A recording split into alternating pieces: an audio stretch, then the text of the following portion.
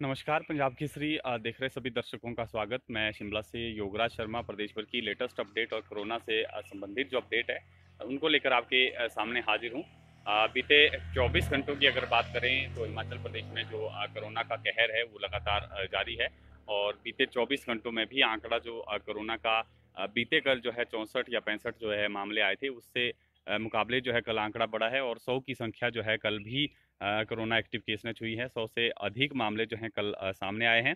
बीते 24 घंटों में 107 मामले जो हैं हिमाचल प्रदेश में जो है कोरोना एक्टिव पेशेंट के सामने आए हैं, जिसमें जो है मंडी और सोलन की अगर बात करें तो सबसे ज़्यादा मंडी और सोलन में ही जो है वो एक्टिव केस का आंकड़ा सामने आया है। और इसके अलावा कांगड़ा में भी जो है कुछ मामले सामने आए हैं। 9 मामले जो हैं वो कांगड़ा में सामने आए हैं। शिमला में भी जो है वो 7 मामले जो हैं बीते 24 घंटों में जो है वो सामने आए हैं। और सोलन में 34 मामले सामने आए हैं। मंडी में 24 और सिरमौर में भी 22 मामले सामने आए हैं। और ऊना में जो है आंकड़ा 8 हो गया है। 8 मामले जो हैं वो ऊना में आए हैं। और कुल्लू में 2 मामले सामने आए, जबकि बिलासपुर और चंबा में एक एक मामला जो है वो सामने आया है। लगातार जो संख्या हिमाचल प्रदेश में कोरोना एक्टिव पेशेंट की है वो बड़ी है। देर रात ऊना में जो है 4 मामले ये सामने आए हैं। इनकी थोड़ी आपको जानकारी दे दें, इससे पहले जो बाकी डिटेल है वो आप हमारे नाइट बुलेटिन में देख चुके होंगे। ऊना में जो 4 मामले सामने आए हैं, इसमें एक 61 वर्षीय जो महिला है और दो उनके जो है बेटे हैं, एक 30 साल के और एक 37 साल के, वो पॉजिटिव पाए गए हैं। और ये देहला गांव जो है वो ऊना में है, वहाँ के ये रहने वाले हैं। और तीनों ये पॉजिटिव पाए गए हैं और ये इससे पहले जो है किसी पॉजिटिव मरीज के संपर्क में आने से ये संक्रमित हुए हैं। जबकि चौथा मामला जो है वो हरोली के सेंसोवाल का है, जहाँ पर हैदराबाद से लौटा जो एक 32 वर्षीय युवक जो है वो पॉजिटिव पाया गया है और इसको जो है होम क्वारंटीन किया गया था। तो कुल मिलाकर आंकड़ा जो है कल का वो 107 हुआ है। 107 मामले जो हैं हिमाचल प्रदेश में नए आए हैं।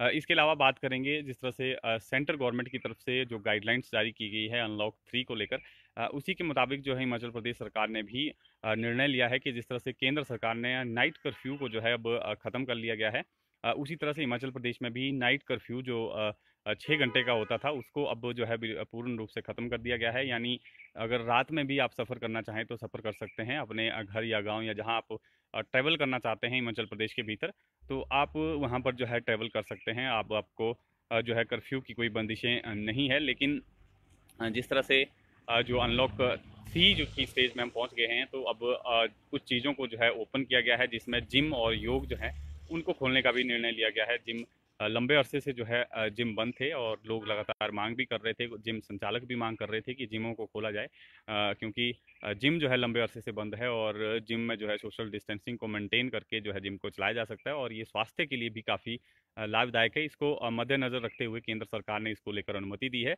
और प्रदेश सरकार ने भी केंद्र सरकार के निर्देशों अनुसार जो है जिम को खोलने का निर्णय लिया है। लेकिन इसके लिए एसओपी जो है वो तैयार की जाएगी और 5 अगस्त के बाद ही फिलहाल ये खुल पाएंगे। 5 अगस्त को लेकर 5 अगस्त तक जो है इसको लेकर एसओपी बनाई जाएगी और 5 अगस्त के बाद जो है आप जिम और योग जो संस्थान हैं उनको जो है खोल सकते हैं।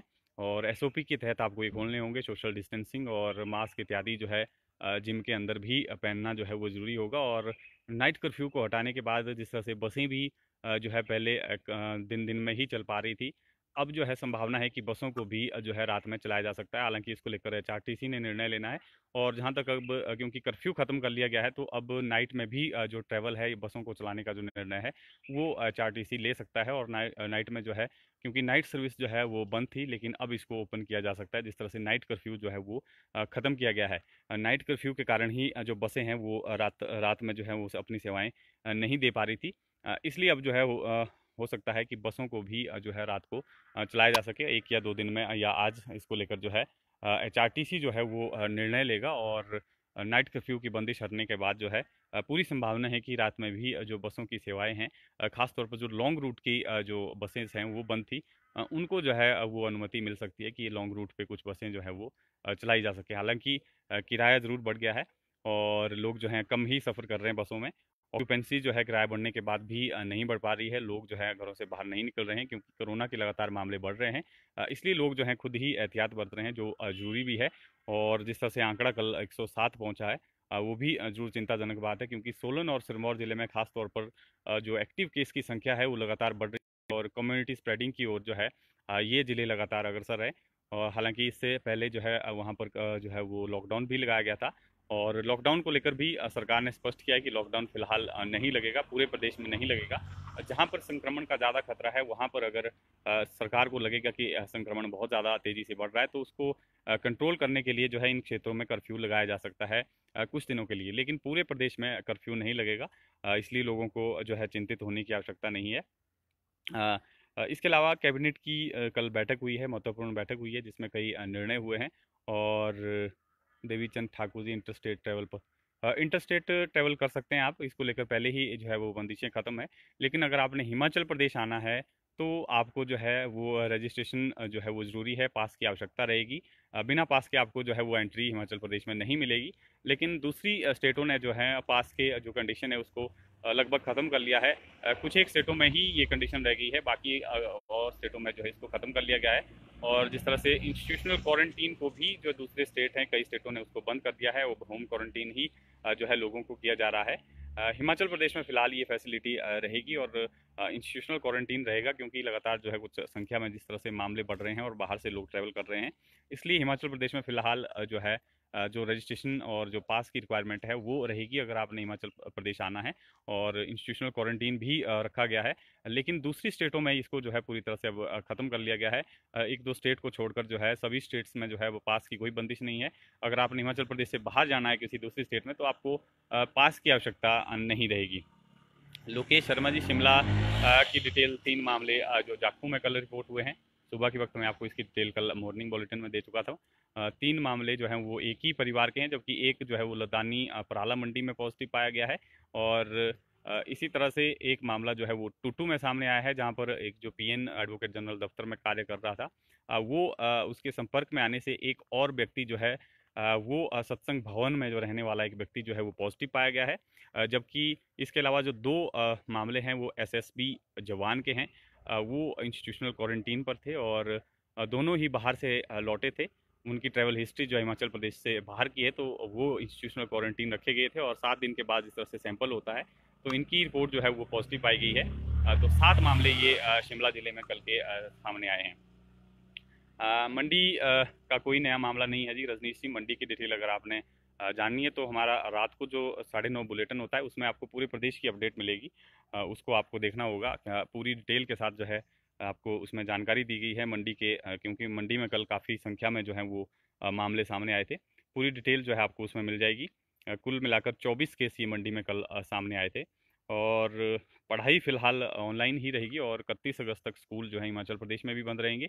केंद्र सरकार ने इसको लेकर जो है वो स्पष्ट किया है कि स्कूलों को खोलने का फ़िलहाल कोई जो है मन नहीं है, क्योंकि कोरोना के मामले लगातार बढ़ रहे हैं देश में भी और हिमाचल प्रदेश में भी। इसलिए फ़िलहाल जो है सरकार इसको लेकर कोई रिस्क नहीं लेना चाहती है, क्योंकि जो अभिभावक हैं वो भी स्कूलों को खोलने के पक्ष में नहीं है। इसलिए 31 अगस्त तक जो है वो स्कूल बंद रहेंगे और संभावनाएं जिस तरह से लग रही है कि सितंबर महीने में भी जो है वो स्कूल बंद रहें।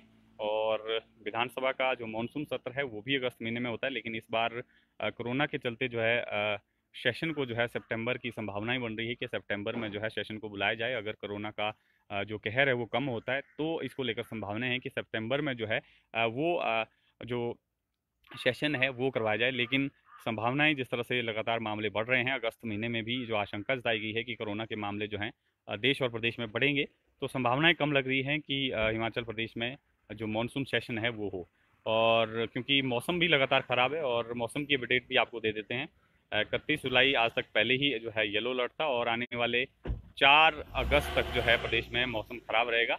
लेकिन ज़्यादा ख़राब नहीं है, आज तक ही ज़्यादा मौसम ख़राब था। और 4 अगस्त तक जो है बीच बीच में हल्की फुल्की बारिश जो है उसकी संभावना है। और कैबिनेट की मैं बात कर रहा था, कैबिनेट की बैठक हुई है जिसमें जो सीवरेज सेस होता था शहरी क्षेत्रों में, जो है पानी के बिल के साथ जो है 50% जो है वो सीवरेज सेस लगाया जाता था, इसको घटाकर 50 से 30 कर लिया गया है। यदि आपको पानी का बिल जो है वो 100 रुपये आ रहा है तो आपको 50% उसमें सेस लगता था, यानी 150 रुपये आपको जो है वो बिल चुकाना पड़ता था। अब उसको घटाकर जो है 30% कर लिया गया है, यानी 130 रुपये ही आपने देने हैं, यानी 20 रुपये की बचत आपकी जो इसमें होगी। और यानी कुल मिलाकर 30 जो है फीसदी आपको अब सेस जो है वो चुकाना होगा। इसके अलावा कुछ वैकेंसीज भी जो है कैबिनेट की बैठक में निकाली गई है और कुछ जो छात्र हैं, डिग्री धारक छात्र हैं, उन छात्र हैं, उनके लिए भी कुछ राहत जो है वो कैबिनेट में दी गई है।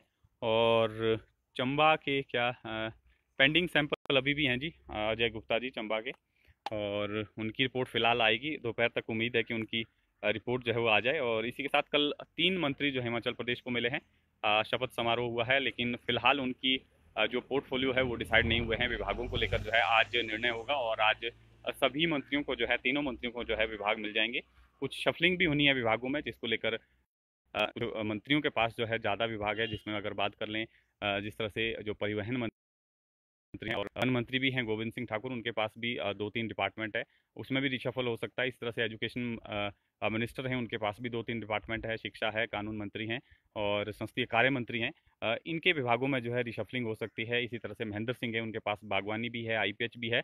इनके विभागों में जो है रिशफलिंग होनी है, और कुछ विभागों में फेरबदल के बाद जो है नए मंत्रियों को उसका जिम्मा दिया जाना है। मुख्यमंत्री ने कल साफ तौर पर कहा है, और आज इसको लेकर जो है कोई निर्णय हो सकता है विभागों की रिशफलिंग। और जिस तरह से 3 नए मंत्री बने हैं, उनको जो है विभाग आज उनका जो है आवंटन होगा सिरमौर को, क्योंकि 17 साल के बाद जो है सिरमौर जिला को मंत्री मिला है। तो सिरमौर वासी लंबे समय से मंत्री के इंतजार में थे, और अब सुखराम चौधरी के रूप में जो है ये मंत्री पद जो है सिरमौर जिला को मिला है। और बिलासपुर जिला को भी मंत्री पद मिला है। राजेंद्र गर्ग जो कल जिनसे बात भी हुई है, उन्होंने साफ तौर पर कहा कि उनको भी उम्मीद नहीं थी कि वो मंत्री बनेंगे। तो बिलासपुर को भी जो है वो मंत्री मिला है। और कांगड़ा जिले से राकेश पठानिया को जो है वो मंत्री बनाया गया है। और कांगड़ा क्योंकि लंबे अरसे से कांगड़ा में रोष भी था, लोगों में काफ़ी रोष था, क्योंकि लंबे अरसे से कांगड़ा से 2 पद जो हैं ये मंत्री के खाली हुए थे। लेकिन अब जो है संतुलन बिठाते हुए सरकार ने कांगड़ा से जो जिम्मा है वो राकेश पठानिया को दिया है। राकेश पठानिया को जो है एक मंत्री पद जो है कांगड़ा को फिलहाल मिल गया है। लेकिन कुछ नाराजगियां भी इसमें सामने आ रही हैं, जिस तरह से जो रमेश धवाला हैं, पहले भी संगठन और सरकार को लेकर जो है आक्रामक हुए हैं और कई सवाल भी उठा चुके हैं। वो जिस तरह से कल विधायक दल की, भाजपा विधायक दल की बैठक हुई है, वो उसमें जो है हाजिर नहीं हुए, वो उसमें नहीं पहुंचे। इसी तरह से विक्रम जरयाल जो चंबा से आते हैं, वो भी इस बैठक में शामिल नहीं हुए। वो भी जो है मंत्री पद की चाहत में थे, लेकिन उन्हें नहीं मिला। नाराजगी उन्होंने साफ तौर पर जाहिर की है। और शिमला कोटखाई से जो सरकार में मुख्य सचेतक भी हैं नरेंद्र बरागटा, वो भी मंत्री पद की दौड़ में थे, और वो भी कल इस बैठक में शामिल नहीं हुए। तो कहीं ना कहीं नाराजगी भी सामने आई है। और सिरमौर से नाहन से जो विधायक हैं राजीव बिंदल, वो भी इस बैठक में शामिल नहीं हुए हैं। कहीं ना कहीं उनकी नाराजगी भी सामने आई है, क्योंकि प्रदेश अध्यक्ष का पद से वो इस्तीफा दे चुके हैं। जिस तरह से स्वास्थ्य विभाग में जो एक मामला सामने आया था, उसमें उनका नाम आने के बाद उन्होंने जो है इस्तीफा दिया था, लेकिन फिलहाल वो जांच चल रही है। और ऐसे में सरकार ने जो है फिलहाल उनको ऊपर जो है विश्वास नहीं जताया है, और उनको जो है मंत्रिमंडल में शामिल नहीं किया है, जिससे उन्होंने भी नाराजगी जो है वो जाहिर की है। तो 4 ये जो विधायक थे वो कल भाजपा विधायक दल की बैठक में शामिल नहीं हुए। अब देखना ये होगा कि आने वाले दिनों में किस तरह से जो है सरकार में और संगठन में संतुलन बैठता है। एक बार आपको पेंडिंग सैंपल की जानकारी दे दें कि इस जिले में कितने पेंडिंग सैंपल है, और एक्टिव केस की संख्या की आपको अपडेट दे देते हैं। पेंडिंग सैंपल की अगर बात करें तो कल के 922 पेंडिंग सैंपल है, और 309 पेंडिंग सैंपल जो है परसों के, यानी 29 जुलाई के भी अभी पेंडिंग सैंपल है। काफ़ी ज़्यादा संख्या में जो है पेंडिंग सैंपल है। 309 मामले जो है परसों के हैं, जबकि 922 जो है कल के ही हैं। तो चंबा में जो है कल के पेंडिंग सैंपल की अगर बात करें 170 है, बिलासपुर में जो है 18 हैं, हमीरपुर में 10 पेंडिंग सैंपल है, कांगड़ा में 134 पेंडिंग सैंपल है, जबकि कुल्लू में जो है 165 पेंडिंग सैंपल है, मंडी में 367, सबसे ज़्यादा मंडी में जो है वो पेंडिंग सैंपल है। और इसके अलावा शिमला की अगर बात करें तो शिमला के सभी सैंपल की रिपोर्ट आ चुकी है। सिरमौर के भी सभी सैंपल की कल की रिपोर्ट आ चुकी है। और सोलन की अगर बात करें तो 43 सैंपल वेटिंग में है अभी भी, और 15 सैंपल जो है ऊना जिले के कल के जो हैं ये पेंडिंग में है। 922 सैंपल जो हैं कल के पेंडिंग है, जबकि 309 सैंपल जो हैं परसों 29 जुलाई के पेंडिंग है। एक्टिव केस की आपको जानकारी दे देते हैं। बिलासपुर में 32 एक्टिव केस हो गए हैं, और चंबा में 32 एक्टिव केस हैं, हमीरपुर में अब 22 ही एक्टिव केस है, और कांगड़ा में 122 एक्टिव केस है, किन्नौर में 11 एक्टिव केस हैं, कुल्लू में 18 एक्टिव केस हैं, मंडी में जो है 111 एक्टिव केस हैं, शिमला में अब 100 का आंकड़ा छू लिया एक्टिव केस ने, और सिरमौर में 204 एक्टिव केस हैं, सोलन में 389 एक्टिव केस है, और ऊना में जो है एक्टिव केस का आंकड़ा बढ़ा है, 53 जो है अब ऊना में एक्टिव केस हो गए हैं। और एक्टिव केस की हिमाचल में टोटल जो संख्या है वो 1094 एक्टिव केस हिमाचल प्रदेश में हो गए हैं, और संक्रमित लोगों का आंकड़ा जो है वो 2510 हो गया है, यानी 2500 का आंकड़ा हमने कल जो है वो छू लिया है। और कल जो है जो ठीक होने वालों का आंकड़ा था वो भी काफ़ी अच्छा था। 55 लोग जो हैं कल ठीक हुए हैं। बीते 24 घंटों में 55 लोग जो ठीक हुए हैं उनकी भी आपको अपडेट दे देते हैं कि इस ज़िले में कितने लोग जो हैं वो ठीक हुए हैं। 13 लोग जो हैं वो ऊना में ठीक हुए हैं, 28 लोग जो हैं वो सोलन में ठीक हुए हैं, और किन्नौर में भी 7 लोग ठीक हुए हैं, और कांगड़ा में 4 लोग ठीक हुए हैं, जबकि बिलासपुर में 3 लोग ठीक हुए हैं। तो सबसे ज़्यादा 28 लोग जो हैं वो सोलन ज़िले में कल ठीक हुए हैं, और 55 लोग जो हैं बीते 24 घंटों में ये ठीक हुए हैं। अब आपके कुछ सवाल अगर हैं तो वो ले लेते हैं। अपडेट का इंटरस्टेट बस, फिलहाल इंटरस्टेट बसों को लेकर निर्णय नहीं हुआ है, लेकिन अब जिस तरह से नाइट कर्फ्यू खत्म कर लिया गया है तो आने वाले दिनों में हो सकता है इसको लेकर कुछ निर्णय हो, और संभावना है कि इंटरस्टेट मूवमेंट भी अब खुल सकती है, क्योंकि पास की कंडीशन को फिलहाल ख़त्म कर लिया गया है और स्टेट में। लेकिन जिस तरह से हिमाचल में अभी पास की कंडीशन है, तो फिलहाल कुछ दिनों बाद इसको लेकर निर्णय हो सकता है, लेकिन फिलहाल इसको लेकर कोई निर्णय नहीं है। इंटरस्टेट मूवमेंट आप जो है बसों में जो है फिलहाल नहीं है, लेकिन अगर आपने टैक्सीज या अपनी गाड़ी से जाना है तो आप जा सकते हैं। हिमाचल से बाहर आपको पास की भी आवश्यकता नहीं है। अगर हिमाचल से बाहर आपने जाना है और वापस नहीं आना है, अगर आपने वापस आना है तो अब तब आपको जो है 48 आवर्स के भीतर वापस आना होगा और पास लेकर आपको जो है जाना होगा। लेकिन अगर आप हिमाचल प्रदेश से बाहर जाना चाह रहे हैं और वापसी आपकी नहीं है तो फिलहाल आपको पास की आवश्यकता नहीं है। लेकिन अगर आप हिमाचल प्रदेश आना चाह रहे हैं तो फिलहाल पास की कंडीशन जो है वो रहेगी। अंकिता जी, जी हाँ, स्कूल कॉलेज बंद है, लेकिन जो यूजीसी की गाइडलाइंस है जिसके मुताबिक जो है कॉलेजों को यूनिवर्सिटीज़ को कहा गया है कि एग्ज़ाम जो है वो करवाए जाने हैं, तो इसको लेकर हालांकि बंद है, लेकिन इसके लिए खोले जा सकते हैं। अगर एग्ज़ाम जो है वो कंडक्ट होने हैं तो 16 अगस्त के बाद एग्ज़ाम कंडक्ट होने हैं, इसके लिए जो है कॉलेजों को खोला जाएगा। और हालांकि कुछ कॉलेजेस और स्कूलों को जो है क्वारंटीन सेंटर भी बनाया गया है। तो ऐसे में अब देखना ही होगा कि क्या यूनिवर्सिटी जो इसको लेकर निर्णय लेगी। लेकिन एग्ज़ाम जो है फाइनल ईयर के होंगे, ये तय है। यूजीसी ने साफ तौर पर कहा है कि फाइनल ईयर के एग्ज़ाम जो है वो करवाने होंगे। ई पास की ज़रूरत है अगर आपने हिमाचल प्रदेश आना है, सतीश पटियाल जी। अगर आपने हिमाचल प्रदेश से बाहर जाना है तो आपको कोई पास की आवश्यकता नहीं है, लेकिन अगर आपने हिमाचल प्रदेश से बाहर जाना चाह रहे हैं और आपने वापस आना है 48 आवर के अंदर, तो आपको पास बनाना होगा। लेकिन अगर आप वापस नहीं आना चाह रहे हैं तो आपको पास की आवश्यकता नहीं है।